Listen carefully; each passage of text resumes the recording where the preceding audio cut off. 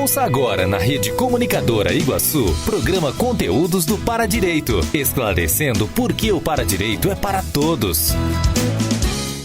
Olá, muito bom dia a todos e todas. Hoje é sábado, dia 17 de julho de 2021. Estamos no ar com o programa Conteúdos do Paradireito, pela emissora RCI-AM 1320, Rede Comunicadora Iguaçu, diretamente da cidade de Foz do Iguaçu, Paraná.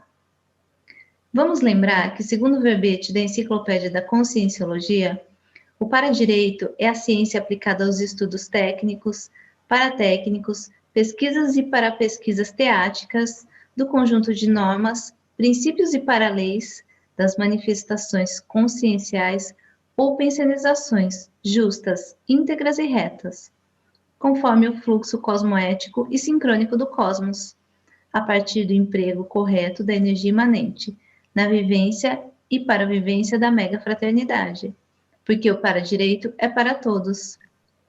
Estamos aqui apresentando o programa Conteúdos do Paradireito, eu, Thaís Oliveira, e meu companheiro de rádio, Eliel Queiroz. E temos a honra de receber no nosso programa os professores Adriana Cioli e Fabrício Mussi. Eu vou ler o mini currículo dos dois, começando pela professora Adriana. Adriana Cioli Gomes Massa, ela é mestre em Políticas Públicas e Sustentabilidade, graduada em Serviço Social e Direito, especialista em Terapia Familiar e Dependências Químicas. É servidora pública do Poder Judiciário Paranaense, professora universitária e facilitadora de vários métodos na área de tecnologia da convivência. É voluntária desde 2000 e tenepsista desde 2014. Agora eu vou apresentar o professor Fabrício. Fabrício Prioto Mussi, ele é natural do Rio Grande do Sul, trabalha como juiz de direito no Paraná desde 1997, atua na Vara da Infância e da Juventude de Cascavel e no Sejusc de Cascavel. O Sejusc é o Centro Judiciário de Solução de Conflitos e Cidadania. Ele conhece a Conscienciologia desde 2013 e é voluntário desde 2016. O tema de hoje é Teáticas do Paradireito. Sejam muito bem-vindos, professores, e agora eu passo a palavra para o professor Eliel. Bom, é uma satisfação muito grande, dois paradireitólogos, né, dentro do programa, dos conteúdos do Paradireito, e hoje nós vamos aprofundar mais dentro dessa temática, né? E aí, tanto o professor Fabrício como a professora Adriana pode ficar à vontade quanto a responder a esse bate-papo que nós estamos desenvolvendo aqui, né? Deixar livre os dois. E a gente começa, então, primeiro, sabendo, né, o que e qual a diferença entre paradireito e direito, né? Então, como que a gente pode, de certo modo, saber distinguir as duas coisas? Quais são as principais diferenças que existem nesses dois conceitos entre paradireito e direito?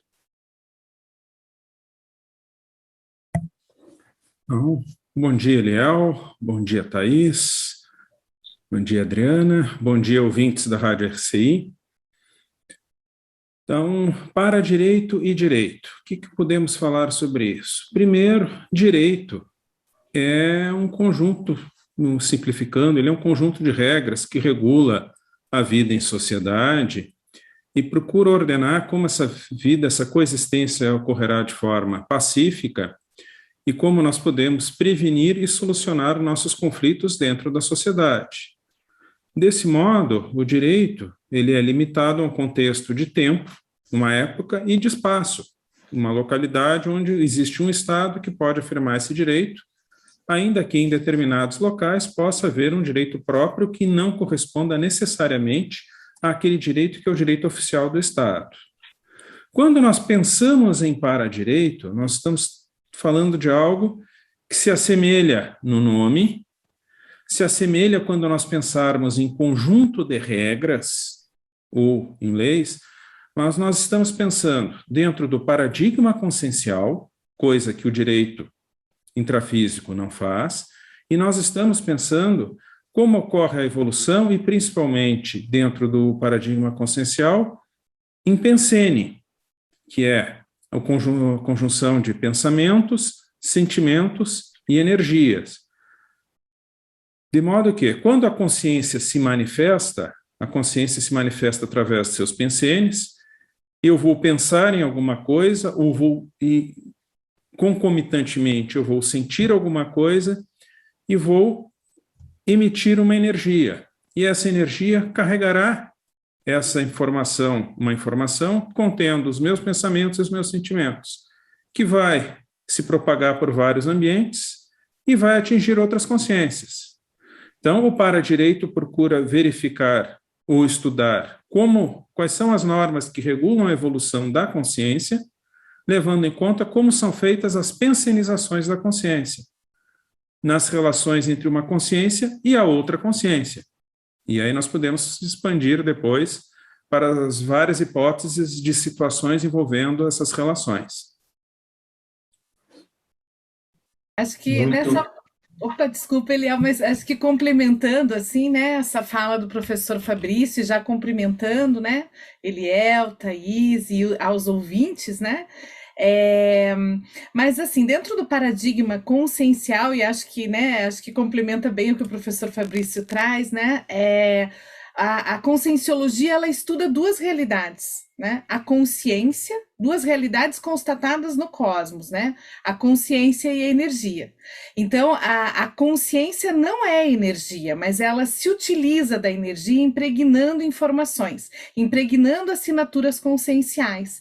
E acho que dentro dessa perspectiva que o professor Fabrício traz, né, dessa correlação entre o direito e o paradireito, né, eu gosto também muito, né, de um historiador do direito, que é o Paulo Grossi, que traz o direito como a organização do social, ou a organização parasocial, ou né, por meio trazendo para o paradigma consciencial uma organização holopensênica.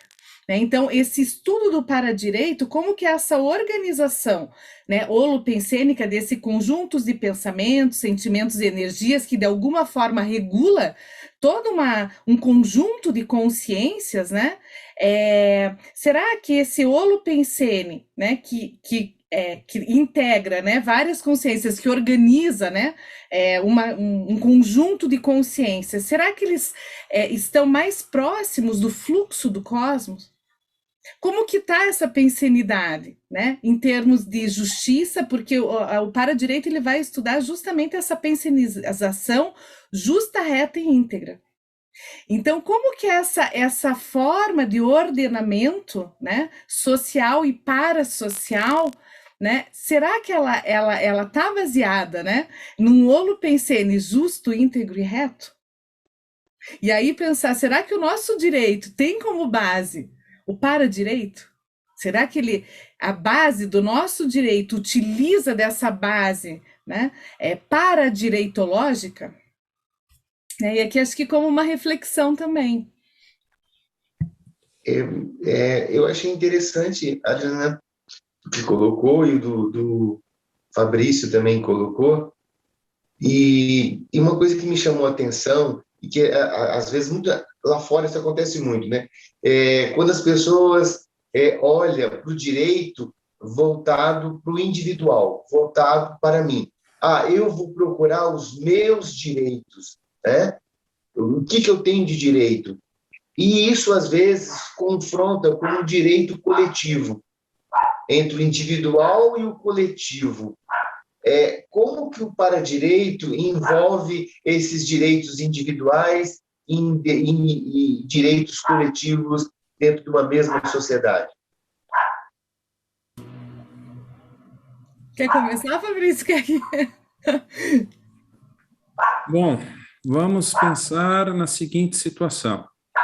Paradireito estuda a forma pela qual, ou as leis que regem a evolução da consciência. Então, a evolução da consciência, ela é individual, mas ela ocorre em grupo. Isso é importante. Nós estamos em vários estágios relacionais com as outras consciências dentro de um grupo. Esse grupo pode ser a minha família, a minha dupla evolutiva, a minha mulher, pode ser minha família ampliada, a universidade, a escola, o local que eu trabalho, o bairro, o clube, a cidade, o país, o planeta. Então, conforme eu olho, faço esse corte para analisar o grupo, eu estou numa situação de relacionamento consciencial com os outros integrantes do grupo. Então, quando eu penso nos meus direitos, eu estou reivindicando alguma coisa para mim, eu estou reivindicando alguma postura das demais consciências para mim.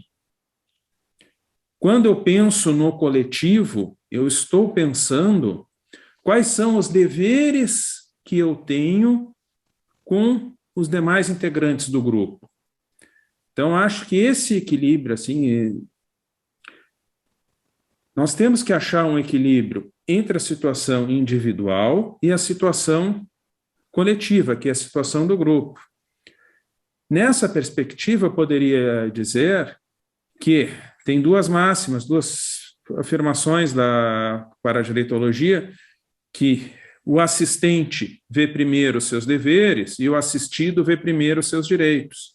Então, como a evolução ocorre mais rápido mediante a interassistência, eu posso, no paradireito, com esse olhar paradireitológico, considerando essa perspectiva do paradigma consciencial, fixar quais são meus deveres comigo e com o grupo para catalisar a minha evolução e catalisar a evolução do grupo.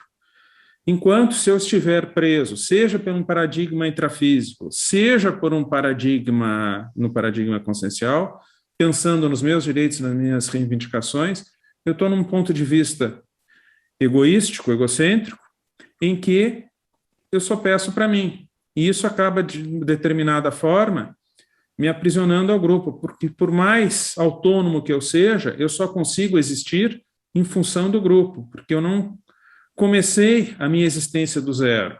Eu cheguei e peguei uma situação que já estava em andamento, que foi construída por outras consciências, e eu vou deixar essa situação intrafísica para outras consciências que vão vir para cá e vão evoluir nesse mesmo contexto.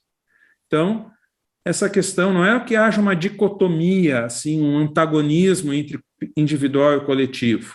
O que há é a necessidade de nós pensarmos como nós podemos entrosar o individual dentro do coletivo para que tudo possa sair melhor. E essa visão interassistencial o paradireito nos proporciona. Muito bom. Eu acho que isso é muito esclarecedor para quem está ouvindo, até para que geralmente a pessoa faz essa cisão. Você está trazendo justamente a questão de entender que é um sistema, né? Que esse sistema se fala tanto individualmente quanto coletivamente. Uma coisa está inserida dentro de um contexto do outro. E aí, dentro desse aspecto, aí dentro da área jurídica, tem a questão da justiça restaurativa. O que isso tem a ver com o paradireito?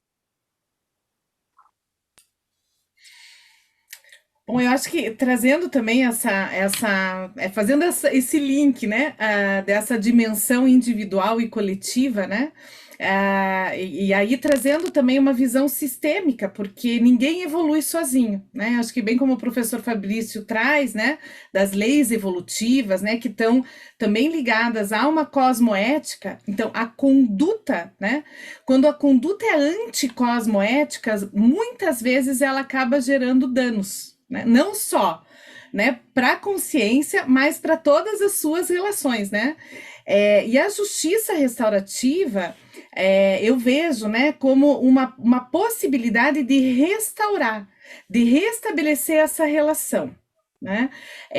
Porque no processo evolutivo, poder resolver, poder reparar, poder reconciliar, isso faz parte, né, de uma inteligência evolutiva e coletiva, porque ninguém perde ninguém, né? E aqui a gente traz o princípio da interdependência. Então, precaver, prevenir essas amarras, essas interprisões, muitas vezes grupo-kármicas, faz parte desse processo, né? Dentro dessa inteligência evolutiva, dessas leis, né? Para leis evolutivas. E a justiça restaurativa, ela pode também ser vista a partir de 3 dimensões de cuidado, né? O cuidado primário, ele seria um cuidado mais preventivo, de não gerar novas amarras, né? De não gerar novas interprisões, né? Mas se de alguma forma a consciência acabar, né, a partir de uma conduta que não seja, porque quando a gente fala em uma conduta cosmoética, ela traz essa visão não só daquilo que o indivíduo quer, mas também é o indivíduo, né, o seu direito, mas também o seu dever com o outro. Né? O seu dever com o outro de deixar tudo limpo, de deixar, né, tudo harmonizado, de não causar danos, né? E danos muitas vezes, né, que são danos conscienciais, que ficam, dependendo do dano, né, são danos que perduram, né, múltiplas existências, né, não uma única existência.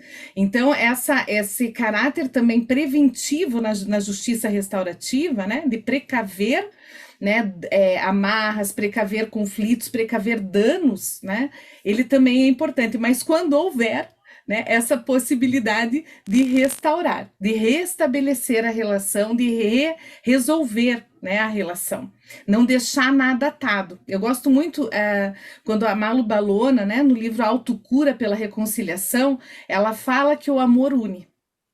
Né? E o conflito, né? O ódio, ele ata.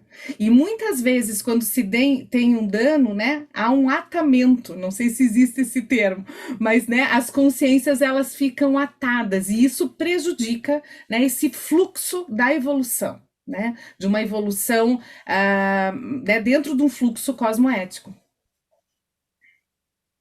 Adriana, eu achei muito interessante o que vocês dois estão trazendo, né? E ver que dentro de um processo do para-direito há um sinergismo, né, da questão individual e coletiva ao mesmo tempo, ou seja, o respeito que tem por si e para os outros, ou seja, é uma coisa bem imbricada, né, é uma coisa bem que tem uma convergência evolutiva e inteligente, se a gente souber lidar com isso, né, que aí tem a questão do para-viver, tem a questão do para-direito. Então, eu acho muito bacana o que você está discutindo aqui. E aí, então, só para a gente finalizar, então, a gente vai fechar esse primeiro bloco, e aí eu chamo, então, a Thaís para os nossos comerciais. Vamos, então, fazer uma pequena pausa para os comerciais, e você que está nos escutando, nos acompanhe no endereço da rádio RCI-AM 1320, no Facebook Sempre RCI, e no YouTube da Paradireitologia. Lembrando que o para-direito é para todos. Estamos apresentando o programa Conteúdos do Para-Direito.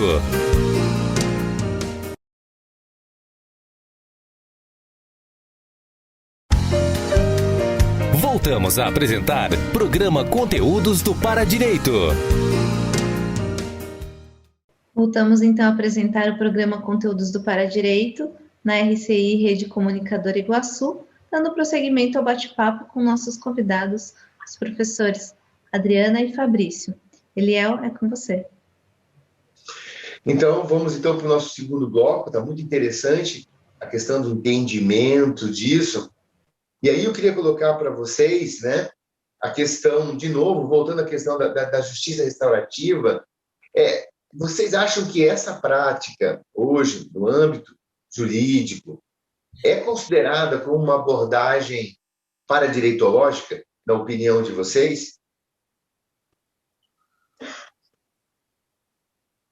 Eu acho que sim. Mas primeiro é importante salientar que a justiça restaurativa, ela comporta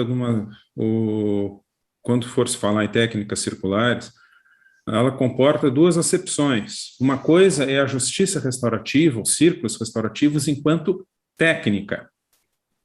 A outra coisa é a justiça restaurativa enquanto um paradigma de solução e de atuação. E aí que quando nós começamos a pensar em paradigma, nós podemos colocar o olhar paradireitológico. Como que eu vou explicar isso?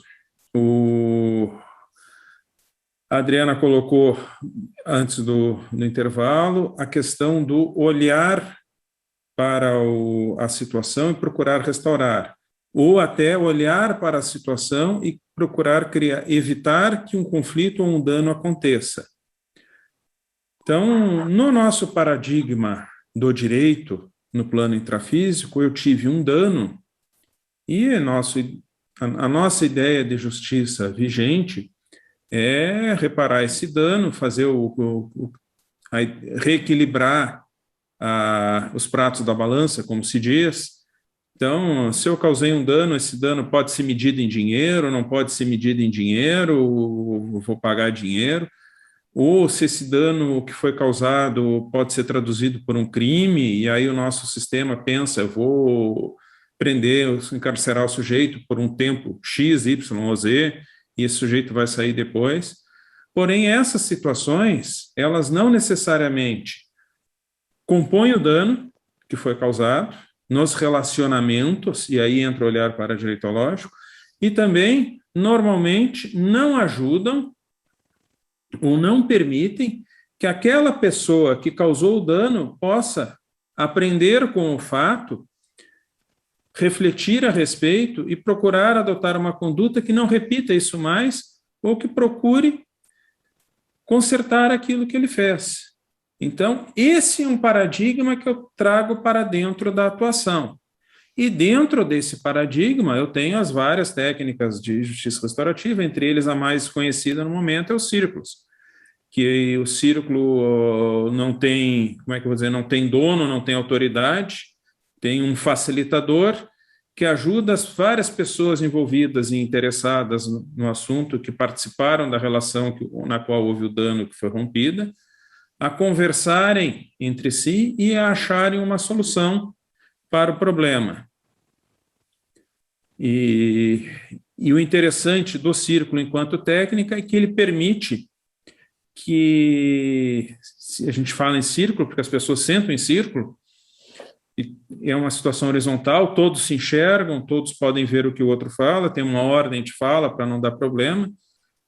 Isso facilita que todas as abordagens sejam trazidas para análise, e não só a abordagem daquela pessoa, ou seja, a que vai decidir, ou seja, a dos envolvidos. Então, isso amplia a visão do que aconteceu e amplia as possibilidades de solução, porque eu posso encontrar uma solução que atenda às necessidades da vítima, o que não é considerado no paradigma intrafísico normalmente. Eu posso encontrar uma solução que atenda às necessidades do ofensor, no sentido dele se reabilitar e não voltar a praticar outros danos.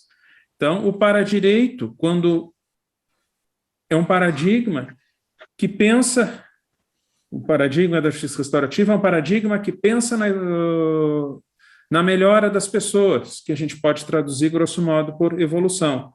Um olhar paradireitológico para isso vai nos trazer como eu posso ajudar e trabalhar a evolução dessa consciência. Muito bom. Ficou claro? Ficou.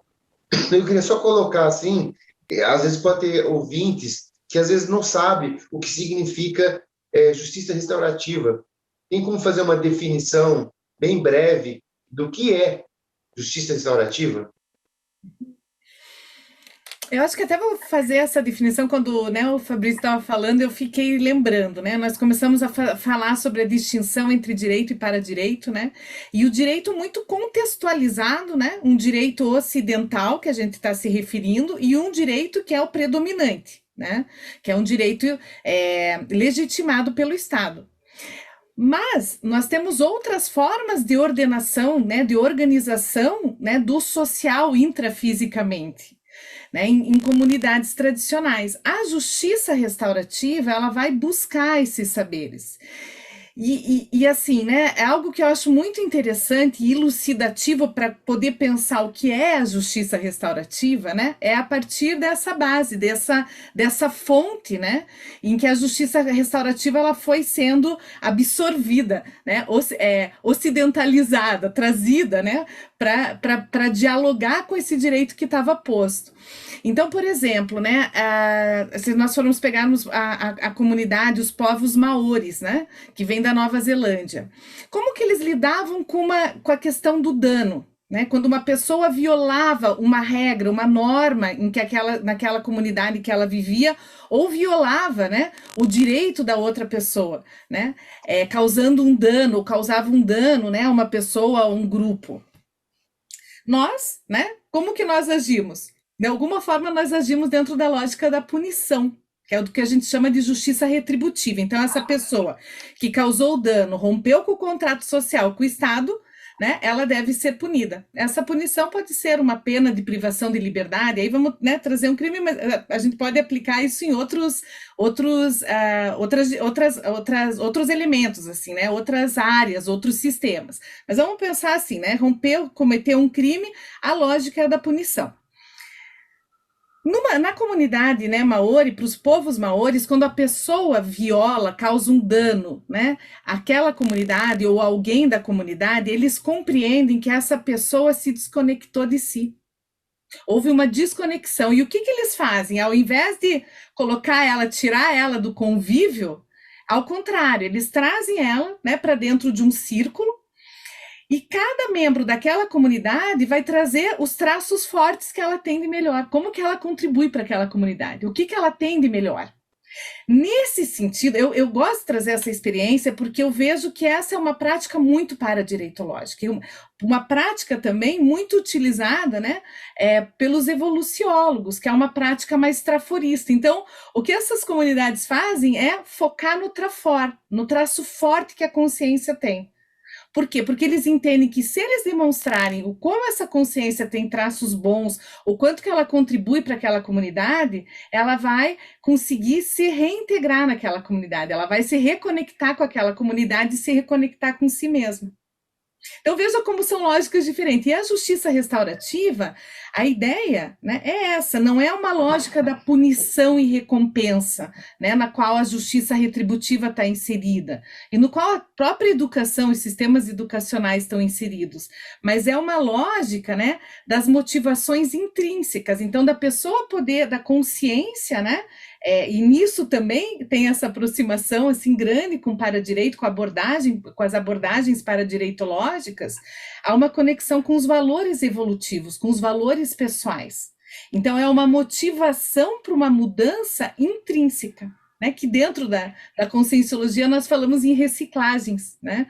Essa mudança, essa reparação, esse processo de responsabilização se dá a partir de uma reconexão com os valores, né? Com os valores pessoais, uma reconexão da consciência com si mesmo, porque a partir do momento que ela se reconecta consigo, né, ela começa a investir no autoconhecimento, que seria isso, né, ela consegue estabelecer um outro patamar de relação, né, ela consegue estabelecer um patamar mais autêntico, né, das relações interconscienciais. Então, a justiça restaurativa, a base dela, né, além dessa base da restauração, ela não está vinculada à lógica da vingança, à lógica da punição, mas sim uma lógica de poder atender às necessidades, né, das pessoas ali envolvidas naquele conflito, né, de tal forma gerar bem-estar.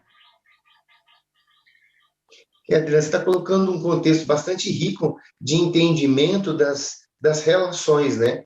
E aí veio assim uma ideia de que, dentro do paradigma consciencial, deve ter, então, um curso grupo kármico, né? Isso não vem assim do nada para se estabelecer aqui na vida intrafísica. Então, pode ter um curso, né? E aí, esse curso grupo kármico, qual a importância do paradireito nesse entendimento grupo kármico? Então, veja, esse curso grupo kármico é uma maneira de eu verificar, de eu medir e olhar o nível das inter-relações entre as consciências. Então, lá atrás, nós falamos do pensene. As consciências se manifestam por seus pensenes. Então, várias consciências que pensam do modo afim vão pensenizar desse modo afim e vão automaticamente exteriorizar uma energia com o mesmo padrão, e isso vai criar o que nós chamamos de holopensene, que será o conjunto de todos os pensenes do grupo, que tem um padrão de ideias, de pensamentos, que tem um padrão de emoções e sentimentos, E esse holopensene, do mesmo modo que eu, pensenizando, influencio o holopensene me influencia. Então, se eu tenho uma postura de vingança, de briga, de reivindicação, de egoísmo, de cada um por si, e eu estou num grupo nesse padrão, esse holopensene vai estimular e eu vou estar numa situação que eu chamo de interprisão com as demais consciências. No meu trabalho evolutivo, eu posso chegar em algum momento e começar a compreender que aquele padrão de interprisão não é salutar para mim, não é salutar para o grupo. E eu posso querer começar a pensenizar diferente e a dar exemplos de uma atuação diferente. Só que, como eu continuo imerso na mesma situação, no mesmo holopensene que eu estava antes, essa minha nova pensenização começa a bater de frente com o holopensene do grupo. Aí eu entro num estágio que nós chamamos de vitimização, porque parece que nós estamos apanhando do holopensene do grupo. Não é que o holopensene está nos punindo ou que eu estou sofrendo uma punição para se tornar vítima. Na verdade, é eu que fiz um movimento de mudança e estou indo numa direção contrária à que eu vinha antes, e aí eu sofro as consequências daquele holopensene que até ontem eu sustentava. E esse é o grande lance da pensenização. É qual tipo de holopensene eu, consciência, sustento? E qual é a minha responsabilidade disso no grupo? Até que vai chegar um momento que eu vou conseguir me bancar energeticamente, me bancar pensenicamente, começar a desenvolver um grau de autonomia em que eu comece a sobrepairar essas situações de vitimização e comece a recompor os laços que eu tinha com as outras consciências. No tipo, olha, eu, ou com o grupo, ou com o ambiente, eu deixo de sustentar o holopensene e começo a ensinar e a desfazer aquele holopensene anterior que eu tinha lá atrás. E aí eu começo a entrar numa fase de recomposição, que é quando começa a brotar a minha autonomia. A partir dessa fase de recomposição, o que acontece? Eu vou passar para mais adiante uma fase de libertação, onde a autonomia está mais consolidada, onde eu me liberto do meu egoísmo e passo a atuar numa forma em favor do grupo, até chegar num ápice de polikarma, onde eu vou praticar uma assistência a atacado, sem esperar nenhum retorno, com autonomia completa. O que é importante pensar nisso, e a meu ver, se não são compartimentos estanques. Em determinado grupo ou relacionamento eu posso estar num estágio de interprisão, em determinado grupo ou relacionamento eu posso estar num estágio de vitimização, em algum lugar eu já posso ter entrado numa situação de recomposição. E a prática paradireitológica, ao nos olhar para essa situação e entender que é pela interassistência que nós evoluímos e que vai atuar nessa fase da recomposição, ela tem, ou se relaciona e tem muito a ver, melhorando. A prática da justiça restaurativa favorece a aplicação dessa situação numa convivência intrafísica. Por quê? Porque eu começo a estimular que as próprias consciências desenvolvam a autonomia para achar suas soluções, que elas comecem a exercer um poder em conjunto com as demais consciências para achar uma solução que seja boa para todos, sem depender que alguém imponha a solução para elas. Então, elas começam a sair de uma posição de sujeição para uma posição de construir a sua própria autonomia no plano da interassistência. Então, essa é a ideia, é como eu vejo a relação entre o curso grupocármico e a justiça restaurativa em si. Agora, você colocou uma coisa que eu achei interessante, professor Fabrício, no sentido de que a gente pode estar em contextos diferentes, num lugar de vitimização, no outro talvez de recomposição, e como que a pessoa sabe em qual dessas ela está? Eu penso que é, primeiro, se pesquisando e procurando entender qual é os efeitos que ele sofre nas suas interações. Eu acho que a melhor pista seria essa. Se eu estou num grupo e penso igual ao meu grupo e isso me arrasta para uma situação desconfortável, provavelmente eu esteja numa situação de interprisão. Se eu estou numa situação que eu tento melhorar e tudo vem contra mim, tudo desaba em cima de mim, apesar do meu esforço, eu posso pensar que eu estou numa situação de vitimização. Se eu consigo fazer algumas intervenções que melhorem a minha condição, os meus relacionamentos e o meu entorno, eu posso pensar numa recomposição. Eu não tenho a resposta certa para isso. Eu digo, essa é a minha opinião pessoal, mas eu acho que é uma boa pista. Não, muito, muito interessante. Dá um norte, né? Para a gente ter uma noção para onde, vendo caso a caso. E eu acho muito interessante esses processos que vocês estão colocando, porque é de uma riqueza de detalhes que são preciosos na nossa pesquisa. Né? E isso aumenta a nossa visão das nossas relações que nós temos no nosso dia a dia. Então, vamos então para o nosso comercial, Thaís? Vamos então fazer uma pequena pausa para os comerciais e você que está nos escutando, nos acompanhe no endereço da rádio RCI-AM 1320, no Facebook Sempre RCI e no YouTube da Paradireitologia. Lembrando que o Paradireito é para todos. Estamos apresentando o programa Conteúdos do Paradireito.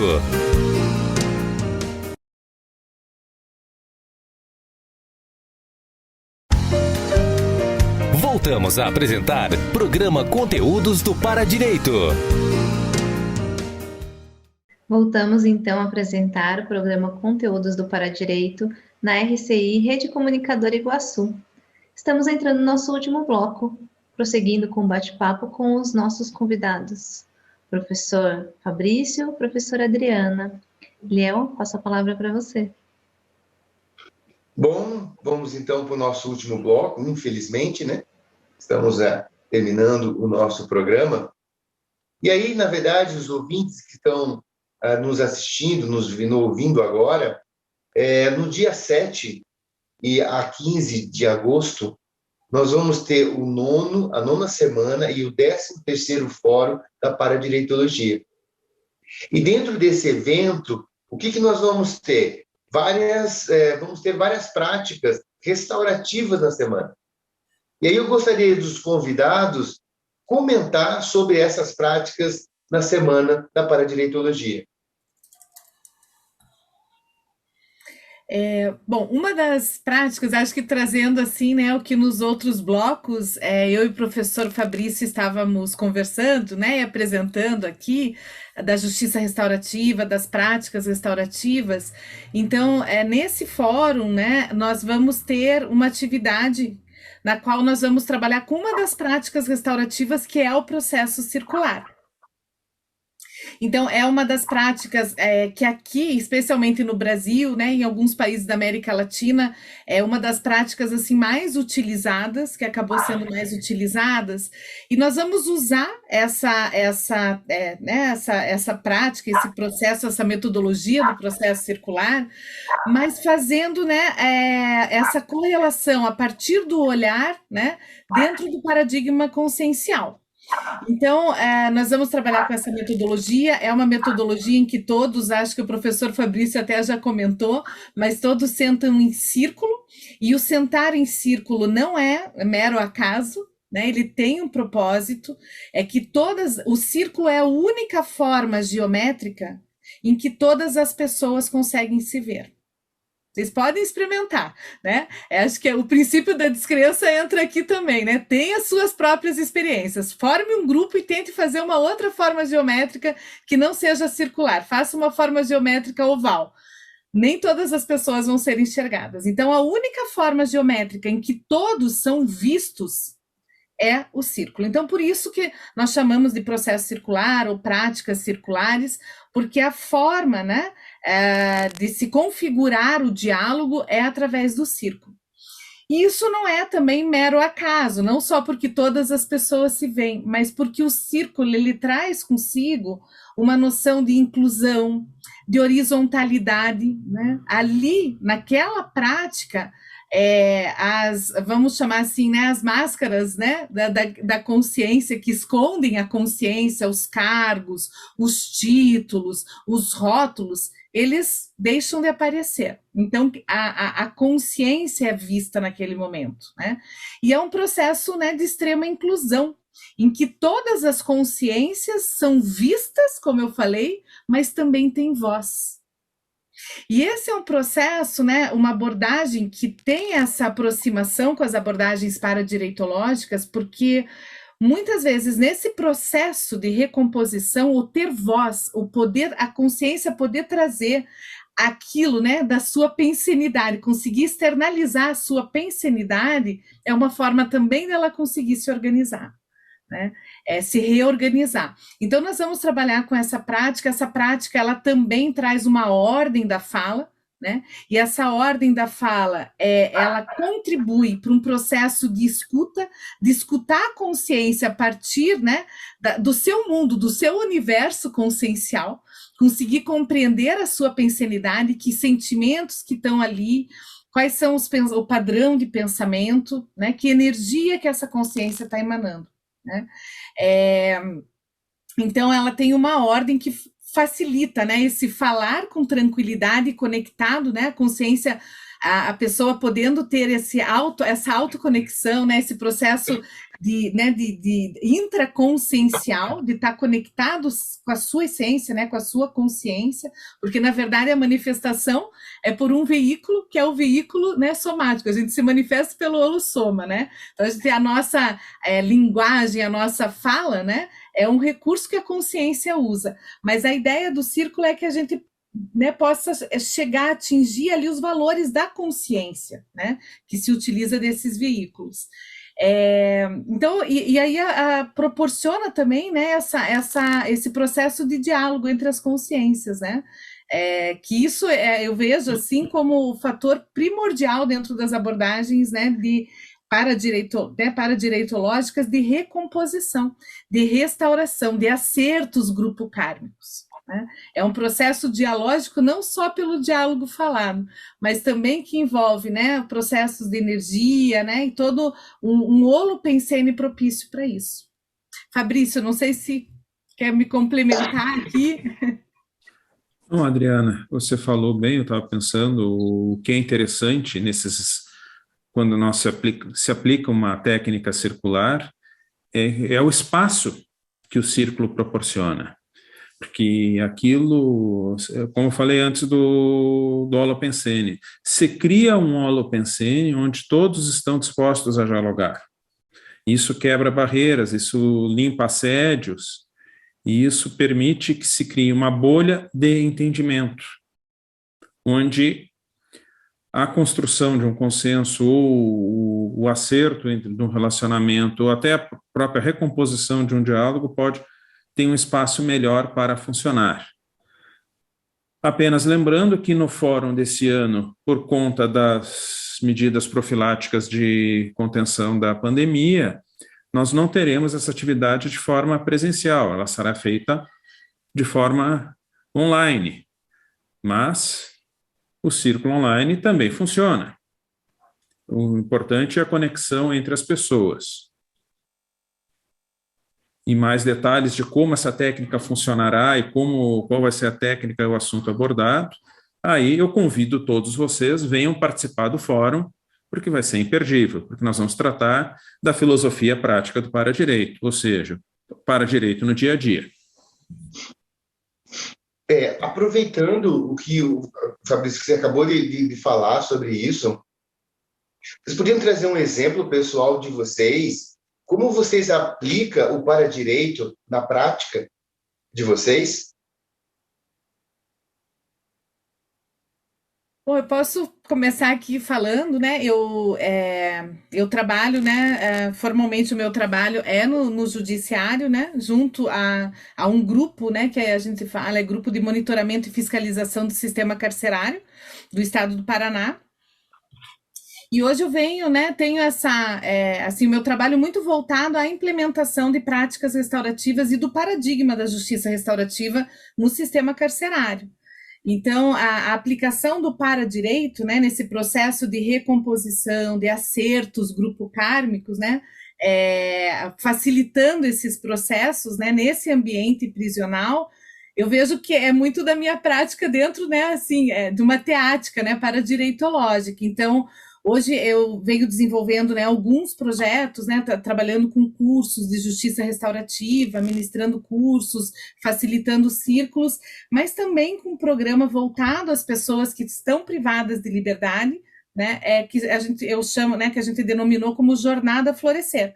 Então, é uma jornada de justiça restaurativa, é uma jornada, né, para que a pessoa comece a acessar a sua intraconsciencialidade, né, começar a trabalhar, né, ela é convidada a autoconhecimento, né, a fazer uma autoconexão com seus valores evolutivos, e aí a gente vai trabalhando essa jornada, né, num processo de construção de um projeto de vida, né? Então, seria um projeto de vida na intrafisicalidade. A gente fala que na intermissão entre vidas, a gente tem a programação existencial, né? Mas esse é um projeto para quando ela sair desse período, né, de vida em que ela está privada de liberdade em decorrência, né, de um ato delitivo, de um crime que tenha cometido.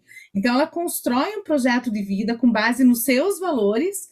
E aí é uma jornada que a gente fala, né, de justiça restaurativa, e aí tem todo um suporte, né, e uma equipe que vai dar suporte e sustentação para que ela consiga implementar esse projeto assim que saia, né, do ambiente prisional. Então, esse é um dos projetos, acho que né, assim, além dos cursos, de alguns círculos de apoio e cuidado com as próprias pessoas que trabalham no ambiente carcerário, que é um ambiente, né, cujo holopensene é um holopensene mais nosográfico, de muito conflito, né? Um holopensene em que há privação ali de liberdade, em que há, né, uma lógica de um poder, né, sobre o outro. Então, é ainda um ambiente assim mais nosográfico que acaba afetando também, né, emocionalmente ali as consciências que estão vinculadas. Então, também tem esse trabalho, né, de apoio às pessoas que trabalham ali, né? Então, eu vejo hoje meu trabalho, né, assim, dentro do judiciário nessa área e fora do judiciário também, né, com esses processos, com cursos de comunicação não violenta, justiça restaurativa, tecnologias sociais da convivência. Eu acho que é isso um pouquinho que também no fórum, né, vai ser apresentado por vários voluntários e outros, né, voluntários de outras instituições, mas que vem atuando de forma teática, né, dentro de condutas que a gente, né, enxerga como condutas paradireitológicas. Muito bem. Bom, eu também atuo dentro do judiciário, na condição de juiz, então eu entro aquele holopensene, que é um holopensene do judiciário, e ali, termos de atuação, pensando no para-direito, são dois cuidados. Primeiro, lembrar que eu não sou apenas um ser intrafísico, eu sou um ser que penseniza. Então, eu tenho responsabilidade por aquilo que eu pensenizo. E, na mesma forma, eu também costumo, e tenho por hábito, um hábito que eu tenho desenvolvido, que olhar para as pessoas que, de algum modo, acabam chegando para mim em função da minha atuação, como consciências em evolução, cada uma no seu momento. Então, o direito, ele tem muito, enquanto técnica de solução de conflitos, ele tende a simplificar os conflitos e escolhe algumas variáveis que o direito consegue dar conta. E, em cima dessas variáveis, emite um julgamento, uma prescrição. O que um olhar para-direitológico pode trazer para isso? Quando eu lembro que eu tenho consciências em evolução e que o contexto é muito maior que aquelas variáveis que o direito escolhe para atuar, é ter essa postura de olhar para aquela pessoa que vem e procurar auxiliar aquela pessoa naquilo que for possível, dentro das limitações da função.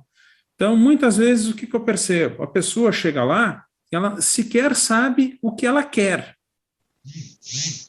Então, o primeiro passo, o passo de ajudar essa pessoa a desvendar o que ela quer, e num segundo momento, por que ela quer, para num terceiro momento, tá? E o que você quer vai ser bom para você e bom para os outros?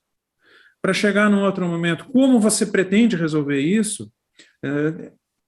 São pequenas perguntas que são feitas fora do contexto daquela lógica jurídica tradicional, que podem servir para ajudar a pessoa a dar seus passos para frente ou a se libertar de uma interprisão, quem sabe.